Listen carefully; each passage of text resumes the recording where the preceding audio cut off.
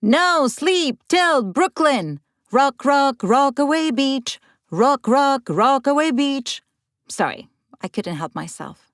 It's Surfer Girl story time, and Suzanne lives in Brooklyn and learned to surf at the Rockaway Beach, Queens. Welcome to the Wipeout Weekly, the daily podcast for beginners, wannabe surfers, and seasoned wipeout enthusiasts. No hype, no filler, just the highs, lows, and honest truth about learning to surf and finding your place in surf culture. I'm your host, Suze Wilson. Let's go out. This is Suzanne's story. Hey, I'm Suzanne, I'm 47, and I live in Brooklyn, New York. I was interested in surfing a long time ago when I was a kid. We would go to Florida, I'd go to Ron John, and I think I took one surf lesson as a young person. But the real start came through my kid, who is now 12. He started skateboarding around age 7 or 8, and we learned about free skate sessions in the Rockaways in Queens. They were taught by Mr. Lou Harris, whose main gig is teaching kids to surf in the summer through the Black Surfing Association. His goal in Rockaway, a really diverse neighborhood, is to make surfing accessible to kids from any background. And as we all know it can be an expensive sport. My kids started surfing with him 4 or 5 summers ago. The first year, I was just a mom on the beach. Then I found a group lesson and started surfing too.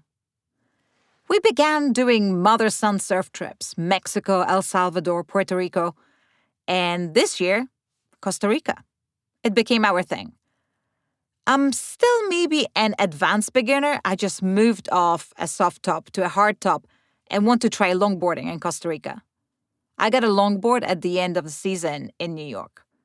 You can surf into fall here, but the waves get messy and powerful and not as friendly as summer. I mostly surf with the Black Surfing Association and the Rockaways, mostly with the kids. I also have a daughter who is almost 7, and she did a few pop-ups in the whitewash this summer. It's a beach break, so you can stand and instructors just push you into waves. Lou gets wetsuit donated and sometimes gives beginner boards to kids who show up all season. Lessons run 2 or 3 times a week and are completely free. All instructors volunteer. I befriended another woman instructor, and sometimes I surf with her. We are now going to a real surf camp this February, dedicated to getting better rather than just taking a couple of lessons. I loved surfing immediately. I'm sporty, but older, with old soccer injuries, and wanting to surf better has actually gotten me into great shape. We surf Rockaways 2 or 3 times a week in summer. I've watched surfing for so long, I know what I should do now. Now I'm just teaching my body to do it. The hardest part lately is catching my own waves. I moved from an 8-foot foamy to a 7.6 fiberglass board. Some days I catch half a dozen waves. Some days, none. Rockaway waves are unpredictable and changeable, so I've been learning to read waves for the last 2 seasons since instructors mostly help with the kids. Sometimes I just sit and float because I'm spending time with my kid. I usually don't have to deal with the lineup. I don't love it. There's a lot of space in the Rockaways, and you can always go to a spot that has fewer waves and fewer people. And honestly, I'm too old to deal with that crap. When traveling, though, the lineup intimidates me. It's not my jam. One scary moment happened last September. The waves were much bigger than expected and mostly closeouts. My kid insisted on paddling out. After he got pummeled, I yelled at him to get back in. Uncool mom moment, I know. I was like, "You get your butt back in here." It was way too big. And I was just as terrified for him as I was for myself, but more so for him. There was a huge learning curve about recognizing when not to go out. And some days, it's so humbling and interesting. And I think it's great that I'm older and I just don't care as much. Especially if I'm out there with my kid, it's like, you know what? I'm just going to sit here and float, even if I barely catch a wave, because I'm spending time with my kid. But yeah, pop-up is a little slower in the water than I want it to be, because I think I have a pretty good pop-up on land, which makes me wonder why that happens. And then, right when I think I have it all figured out, and I'm catching a bunch of wave, a bunch meaning half a dozen in an hour, even if that, I'll have a day where I don't catch any. The waves can be pretty not great, and also very changeable. I own 2 boards. One is a repaired vintage 9-foot longboard called the Phoenix. I live in a row house in Brooklyn. A longer board won't fit through my doorway. It literally won't get around the corner of the door. I also have a 7.6 Wardy we call a rainbow board because my kid also loves it. One tiny longboard day, we swapped boards and caught everything. Best day ever. I think I'm definitely moving toward longboarding. As far as my surf goals and dream waves, I really just want to do the longboarding stuff. That's my jam. Now that I'm an old lady, just kidding, we have amazing older women in this group who've been surfing both a short and a long time and are great to look up to. I just want those easy baby waves, what people call longboard waves.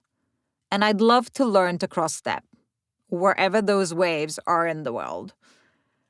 And I'd love to travel to lots of places around the world, maybe Morocco with my kid. I'm Italian and I love going to Italy. And I've heard there can be some decent waves in Sicily. So I'd love to see if that's ever a possibility. As for how surfing has impacted my life, it's been a great thing to do with my kid and a great way to meet this community I've become a part of. If you Google Lou Harris and the Black Surfing Association and the Rockaways, you will see he's gotten a lot of great press. And I've even been quoted in articles about him in the New York Times and Time Out New York. One of the things we talk about is how he teaches kids resilience. A lot of kids give up very easily, and then you see a kid out there surfing for hours, not catching anything, and still wanting to do it again just to get better. No screens, just the ocean all summer. That's amazing. I feel the same way. It teaches me grit and determination and gives me a reason to stay physically strong and fit. There's also some anxiety in surfing. Part of it is doing it with my kid and knowing how powerful the ocean can be.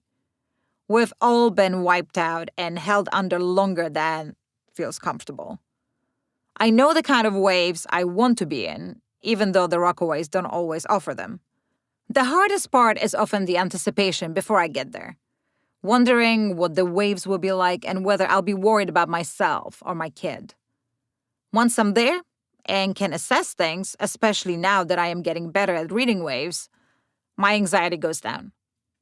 But before arriving, it's always, are the waves going to be huge?